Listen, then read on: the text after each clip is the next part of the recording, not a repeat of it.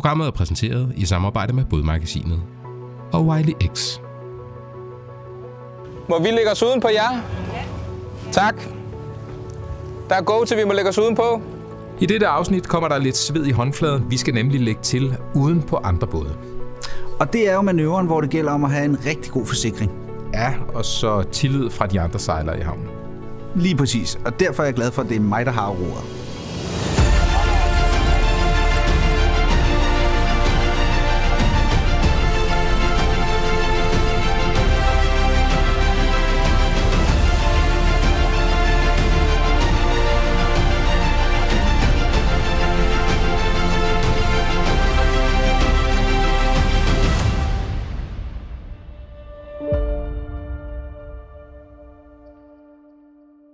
Det, man skal være lidt opmærksom på, det er igen lille fart, lille skade. At man simpelthen, særligt hvis der er pålandsvind, kommer op her, og så ligger, man må gerne ligge med 1 meter til bådene. Man behøver ikke at sejle helt ind i dem.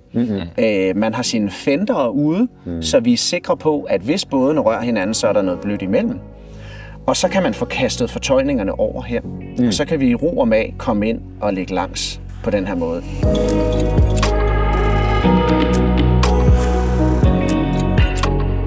Anders, du er klar til at lægge til ved en anden båd. Det vil sige, at vi lægger fenderne ud. Det må man gerne gøre lidt god tid nu, når vi bare skal op og lægge langs. Det er fint, det der. Så ud med fenderne. Ja. Så hvis du har agterfortøjning, Felix, som du kaster til dem, når tiden kommer. Ja. Du skal lige styre også. Du skal have mange ting lige nu. Ja, det er så den lange, jeg har jo. Ja. Fenderne er ude. Hvad skal jeg gøre nu? Så må du altså du også være giver forfortøjningen til dem. Du må også være lidt opmærksom jo. De skal bare have en forfortøjning. Så du, jeg stod og fiksede ræb? Ja, men da vi sejlede ind. Ja, det var da jeg stod og fiksede ræb. Må gerne sætte den i neutral. Tingene skal være klar. Man kan ikke bare stå ved et roer hele dagen. Det er jo det. Der er jo nogen, der skal få tingene til at ske. Hvor høj? Må vi lægge os uden på jer? Tak. Der er go til, vi må lægge os uden på. Så når du kommer op på siden af dem, så sætter du den bare lige så stille i bak. Så kommer du ind og ligger stille. Yep.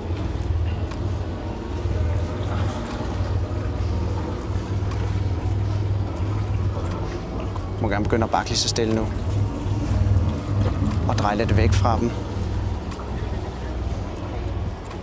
Perfekt. Ja. Nu prøver vi. Er du klar? Er du klar? Super. Så sætter du den bare i rigtig bak. Godt, det er fint der. Og så vil du se, at hun vil give dig den tilbage, så du tager imod den. Tak. Og du får den også tilbage her, Anders, tror jeg. Og så kan du hive lidt der, Felix, så vil du opleve, at vi kommer ind langs med. Du skal have den under, skal du? Sådan der. Du kan bakke lidt, hvis du vil hjælpe den lidt. Sådan der. Det er fint der. Tak. Perfekt. Dejligt. Der er fortøjet. Godt, så skal vi bare lidt baglæns. Vi er lige lidt langt fremme.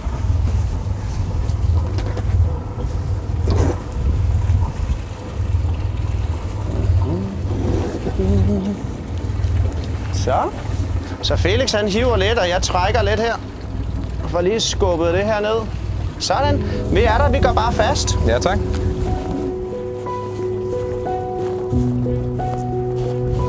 Så ligger vi her. Nu har vi lagt til på en pæleplads. Vi har lagt langskibs, vi har bakket ind, og så har vi sågar også lagt til på siden af en anden båd.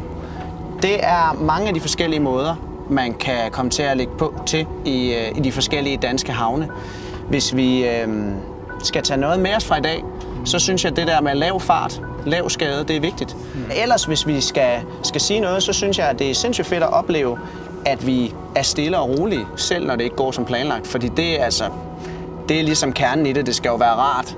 Ja. Og hvis der bliver råbt og skrædder, så kan man i hvert fald hurtigt få pulsen op. Ja.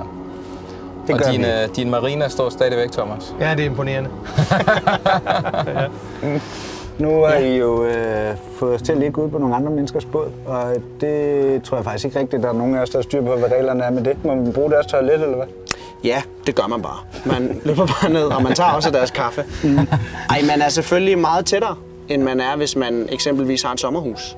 Det betyder jo faktisk, at man med jævne mellemrum går over andre folks hus, og der, hvor de ligger og sover.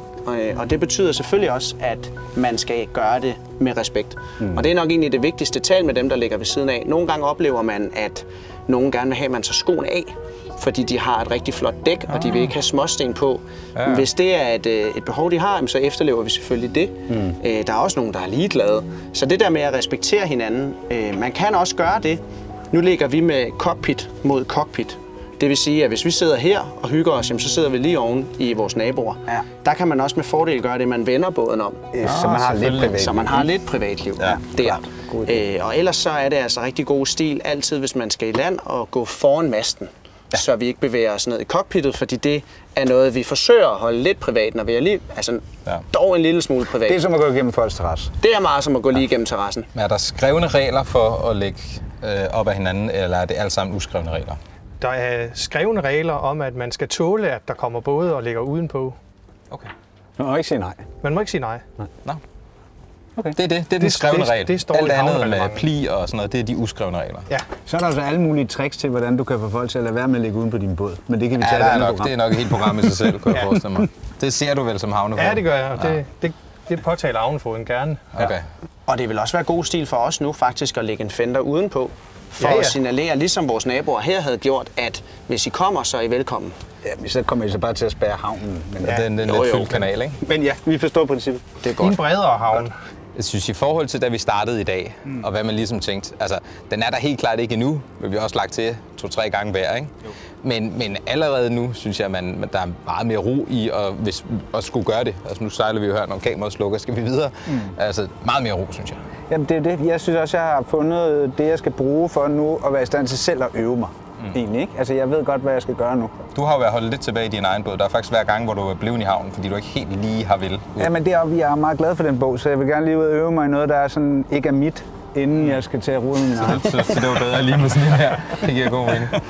Nå, vi håber også, at I har kunne bruge det, og I er klar til at gå ud og forhåbentlig lægge til som en pro.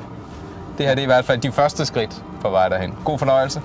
Skriv endelig i kommentarfeltet, hvordan det er gået. Og god vind i sejlene.